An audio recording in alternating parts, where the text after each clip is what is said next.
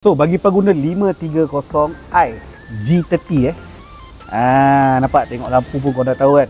Kau ada masalah aircon, kau tengok sampai habis. Okey, cerita dia macam gini. Owner dah top up gas aircon banyak kali, banyak sangat dah top up aircon tapi still hilang. Aku cakap tak apa bang, confirm ada bocor tapi kat mana kita tak tahu. So aku letak apa? Aku letak UV dye, aku bagi dia running 2-3 hari, datang balik macam ni. Kalau kau boleh nampak tapi tak apa, aku akan letak satu gambar. Okey, kau tengok dekat gambar tu, kau nampak dia ada kesan-kesan UV dye dekat dia punya dalam coolant tu. So menunjukkan apa? Ada kebocoran antara coolant dengan gas aircon.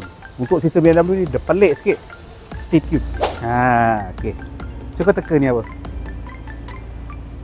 Oil cooler. Salah. Inilah dia. Ni kita boleh panggil dia condenser juga. Tahu aku cakap BM ni dia pelik sikit sebab condenser dia jalan dengan sistem air coolant baik. Betul Air masuk, air keluar. Gas aircon masuk, gas aircon keluar. Dan dia ada dryer.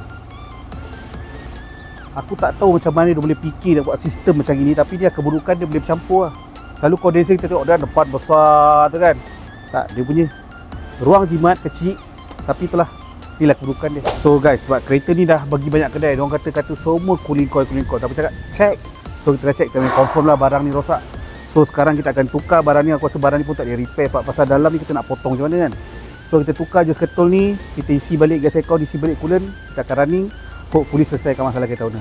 So kalau korang-korang kat luar sana ada masalah dengan aircon, kau boleh datang kat Boss Mechanic Garage Seksyen 16 Shah Alam. Kau tak tahu datang macam biasa, pergi dekat kita punya bio, kau tekan je link, confirm kau sampai. Ingat jangan lupa like, comment, follow and share. Tekan button share sekali, ingat nak pakai teleview maintenance ke depan tu. Ciao.